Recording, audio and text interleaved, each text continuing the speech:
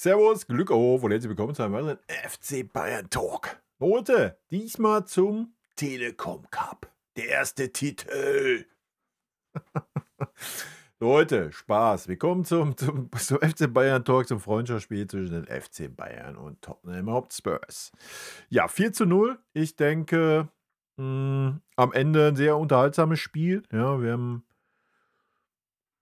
stark angefangen. Hm, Ähnlich wie gegen Lyon, würde ich behaupten, ne? Wir haben stark angefangen, haben uns ein, 2 Chancen erspielt, dann viele Halbchancen, wo so der letzte Pass, der letzte Wille oder das Können gefehlt hat. Grüße gehen raus an Leon Goretzka. Ähm, Da hätte heute auf jeden Fall einer von reingehen müssen bei Leon. Ja, danach ist so ein bisschen dahin geplätschert, ne? Ähnlich wie gegen Lyon, habe ich ja schon gesagt. Da war so ein Spiel im Mittelfeld, ein Spiel auf Augenhöhe.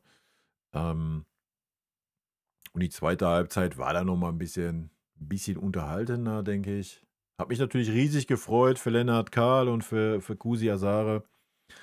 Ähm, aber auch der ein oder andere weitere Junge hat gezeigt, ja, dass die Qualität da ist, ja. Noch das war heute hier nicht Tupfertshausen, das war Tottenham. Ja, ist jetzt die Frage, wie stark ist Tottenham?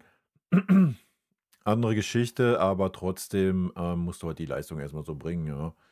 Und habe mich natürlich riesig gefreut, dass er Lennart Kahl da die Bude gemacht hat und dann Kusi Asare auch. Und ja, aber das ist nichts Neues, ne? Das predigen wir hier auf dem Kanal schon lang genug, dass man die jungen Wilden halt mal loslassen muss und ihnen einfach mal die Chancen geben muss und ihnen auch die Spielzeit geben muss, ja? Und ja, das ist dann die logische Konsequenz irgendwo. Ähm, Wir werden sehen, wie es die Saison läuft. Anderer Talk, haben wir schon drüber gesprochen, haben wir im Stream drüber gesprochen, soll es jetzt hier nicht drum gehen. Ich würde sagen, bevor wir noch ein, 2 Worte verlieren, gehen wir mal rein in die Statistiken. Ja, die sollten eindeutig sein. 57:43% Ballbesitz, Abseits 1:2, Fouls 11:8, Zweikampfquote 52. Wie kann denn 52,1 zu 45,3 funktionieren? Die anderen Zweikämpfe hat der Schiri geführt, oder was? Ja, alles gut, ey. Schüsse aufs Tor 8:2, ja, da sieht man schon. Schüsse insgesamt 26:7. Ja. Ecken 6:3, angekommene Pässe 422, 304, Flanken 11:12. Schüsse insgesamt 6, Kane 4, Goretzka, Coman 3, Torschussvorlagen, Leimer 1, Olise 1, Wanner 1. Gewonnene Zweikämpfe 5, Conny Leimer, 4 Stani, 4 Boe. Dafür, dass ein Boe so kurz auf dem Feld war, ist das auf jeden Fall schon mal eine wilde Nummer. Upamecano 56, Ballkontakte, Coman 54, Kimmich 54. Ja, wie gesagt, das war ein gutes Vorbereitungsspiel, denke ich. Ja, man sieht die Mannschaft ist intakt, die Mannschaft ist am Point. Klar, bei dem einen oder anderen Spieler, da kommen wir jetzt auch gleich zu, merkt man schon, dass da noch ein bisschen was fehlt, ne? Grüße gehen raus an Josh zum Beispiel. Ähm, aber der eine oder andere war auf jeden Fall auffällig. Also, gehen wir's kurz durch. Neuer, ja, Neuer war nicht gefordert, ne? Punkt. Ja. Äh, Die 2, 3 Bälle, die er da mal halten musste, in Anführungsstriche, und die Bälle, die er verteilt hat, ja, ordentlich, kannst du nicht benoten. Stani war positiv, fand ich. Gerade erste Halbzeit sehr, sehr viel gearbeitet, hat den Gegenspieler aber sowas von abgekocht. Ja. Also Stani war richtig gut. Tah war heute ein bisschen unsicher. Ein, zwei Wackler drin gehabt.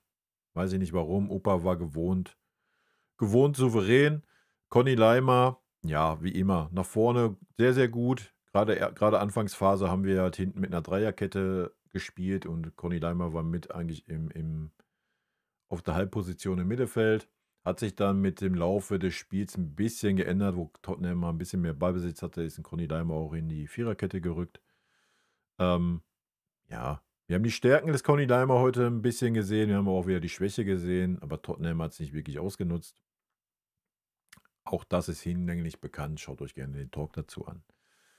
Ja, Goretzka und Kimmich kannst du beide in einen Topf werfen. Ist ja auch unser Doppel-6, Doppel-8, whatever. Beide sehr, sehr behäbig. Ja, also da ist nichts mit schnelles Spiel. Kimmich hat 2, 3 Bälle ordentlich verteilt, hat ein, 2 gute Defensivaktionen gehabt, das muss man mal hervorheben. Ansonsten sehr viel Leerlauf, sehr viel Durchschnitt, ja. Dasselbe gilt für Leon. Ähm, ja, sorry, wenn du in den Positionen bist, wo er war, hey, dann musst du wenigstens einen davon machen, ne? Oder zumindest mal aufs Tor bringen. Das wäre ja schon mal was gewesen. Ansonsten, auch Leons Stärken hat man gesehen, wenn es dann mal im Umschaltspiel ging, wo man ein paar Meter gemacht hat, dass er halt in den Strafraum reingeht, ist seine Stärke. Konnte heute leider nicht vollenden mit einem Tor, ne, aber das sind seine Stärken. Ansonsten hat man aber auch seine Schwächen gesehen, wenn es darum ging, mal das Spiel aufzubauen oder ja, habe ich ja gerade schon gesagt, super behäbig, genauso wie Kimmich, super langsamer Spielaufbau. Deswegen am besten gar nicht über die aufbauen. Dann haben wir ein schnelles Spiel gehabt, über unsere Außen, über Diaz, über Coman. Ja, Coman bis wo er das Tor gemacht hat, ja. Coman hat 'n ordentliches Spiel gemacht, aber auch er hat auf jeden Fall so eine halbe Stunde gebraucht, bis er mal so ein bisschen, ne, bis er mal so ein bisschen besser drin war.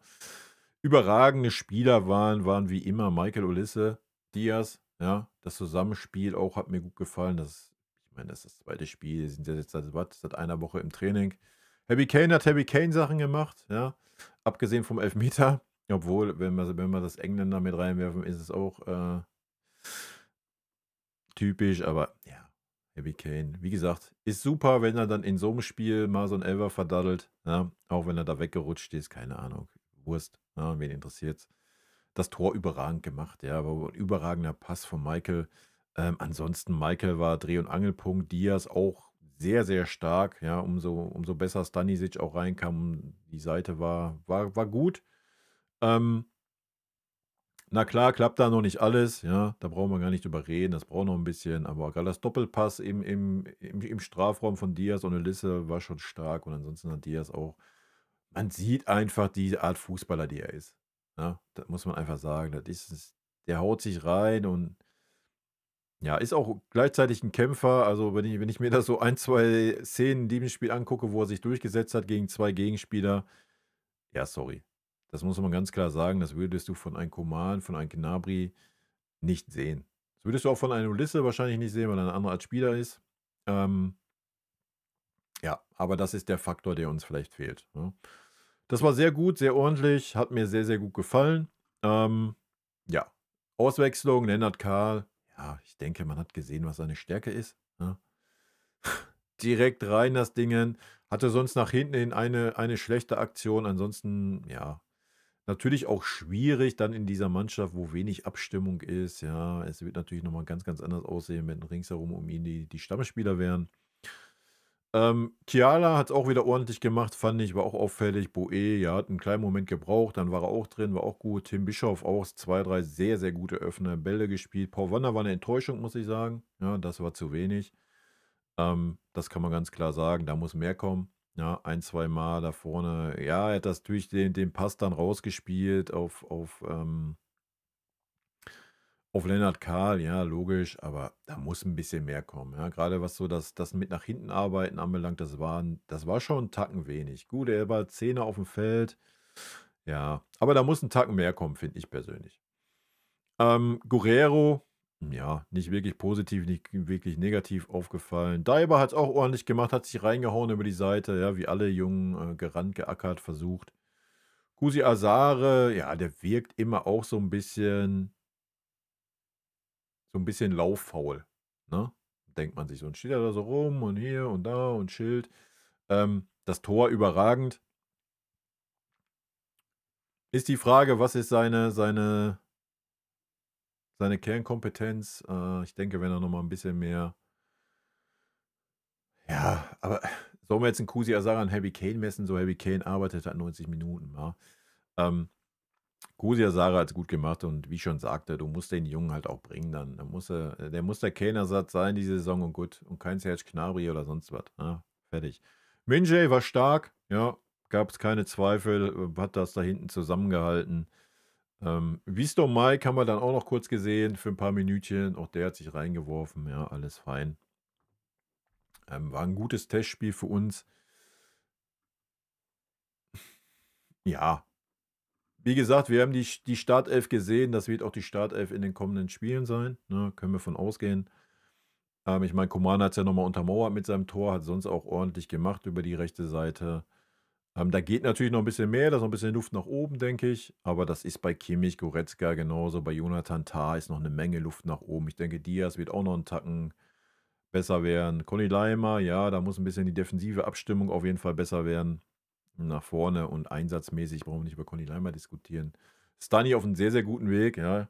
Ich hätte mir halt gewünscht, dass Stani dann mal die rechte Seite bespielen darf. Aber wie gesagt, anderes Thema. Aber ich denke, das wird die Startaufstellung sein. Schön ist, dass so ein Lennart Kahl dann endlich jetzt auch mal Druck aufgebaut hat. Ja. Hat die paar Minuten gekriegt, hat eine Bude gemacht, genauso wie Kusi Asare. Also da kannst du jetzt nicht sagen, oh nee, die sind mir zu jung, das reicht noch nicht. Also sie haben es heute gezeigt gegen Tottenham. Ja, dass es auf jeden Fall gegen so einen Gegner für Tore reicht. Also sollte nichts dagegen sprechen, die Jungs als ernsthafte Alternative in der Bundesliga zu sehen, ja. Und da dann auch mal ein bisschen durchzurotieren, ja. Also von daher, sehr, sehr unterhaltsames Spiel, viele Chancen, viele Halbchancen, ja, aber das ist auch normal, dass da noch nicht alles klappt, wie es klappen soll, aber ansonsten sehr, sehr gut. Dafür, dass wir so kurz im Training sind, dafür, dass wir Club-WM hatten, hat vielleicht den Vorteil, dass wir gar nicht erst richtig aus dem Tritt gekommen sind, ja, man hatte den Eindruck so, ja, keine Ahnung, also wir sind gar nicht raus, ne? Man hat nicht den Eindruck so, ja, es ist ein Vorbereitungsspiel, sondern wir sind voll im Flow, ja, so. Wie gesagt, der eine oder andere hat noch gerade Kimmich hat noch eine Menge Luft nach oben, denke ich. Da sieht man schon, dass der vielleicht hat er es im Urlaub ein bisschen schleifen lassen, ne? Weiß ich nicht. Der wird noch ein bisschen brauchen, bis er an seine Topform kommt. Aber ansonsten sind wir auf einem sehr, sehr guten Weg und ich denke, für den Saisonauftakt auf jeden Fall gerüstet, ja? Erst recht, wenn man sieht, wie unbeschwert und Ulisse da schon wieder am Zaubern ist. Und wie gesagt, mit dem Diaz und vorne mit dem Harry Kane. Und wenn dann Coman jetzt mal fit bleibt und seine Form vielleicht mal hält und über die rechte Seite kommen darf, was ihm vielleicht auch zugute kommt, und dann nur noch einen Lennart Kahl dahinter hast und dahinter dann vielleicht nochmal einen Serge, dann sind wir sehr, sehr gut aufgestellt, denke ich, ja, bis die Verletzten wiederkommen. Und dann wird es natürlich erst richtig interessant. Gut, Leute, kurz und schmerzlos, rot-weiße Grüße gehen raus, war ein sehr, sehr unterhaltsames Spiel. Wort zur Stimmung, ja, Stimmung war Katastrophe, ja, aber was soll man erwarten, das ist halt München. Wenn die Ultras nicht da sind, ist halt keine Stimmung. Es war halt eher so Familientag, was auch okay ist. Ja, es gab Laola, also so schlecht war die Stimmung jetzt nicht, aber so Fußballgesänge oder sowas hat man vermisst. Der Ton bei Magenta habe ich geschaut, ich weiß nicht, ob bei Bayern TV der gleiche war. Man hätte vielleicht mal das Außenmikrofon ein bisschen leiser stellen können, die ganze Zeit den Vater da am Quatschen, das Kind da am Rumbölken. Das war ein bisschen suboptimal, da kann man mal dran arbeiten. Aber ansonsten denke ich, war es ein, ja, Freundschaftsspielcharakter. Vielleicht noch ein Wort zu Palhinha, der war natürlich sehr unglücklich, ja. Kein gutes Spiel gemacht für Tottenham, ist aber auch erst ein paar Tage da. Mathys Tel hat mich gefreut, dass er wenigstens noch mal ein bisschen warmen Applaus bekommen hat. Hat ja auch die eine Chance dann gehabt, kurz vor Ende. Ähm, dass er immer noch mit seinem Verband da rumläuft, ich habe es ja schon gesagt, wo er bei uns war. Mathys Tel sollte anfangen, den Aberglauben abzulegen und sollte mal diese Schiene abnehmen und den nächsten Step machen, ne? Ich glaube, das würde ihm mal gut tun, dass er mal wegkommt von diesem Aberglaube, das ist mein Glücksbringer, sondern mal an sich und seine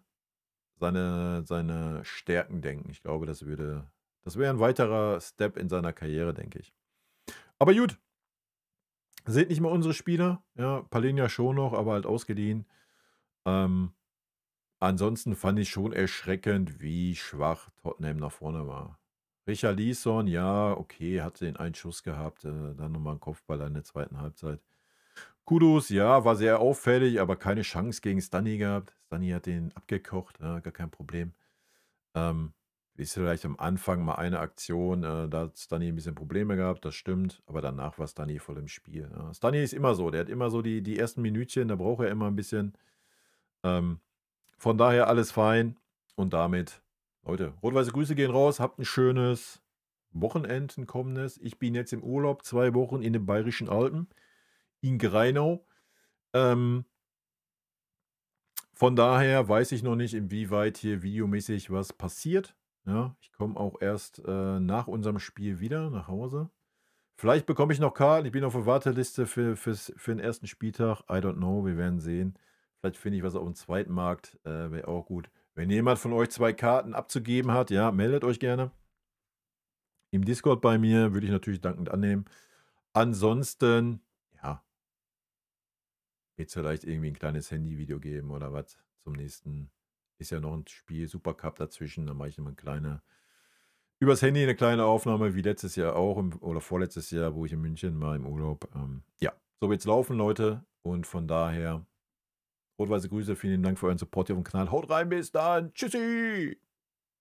Vielen lieben Dank für euren Support hier auf dem Kanal und in diesem Sinne, gute Freude kann niemand trennen.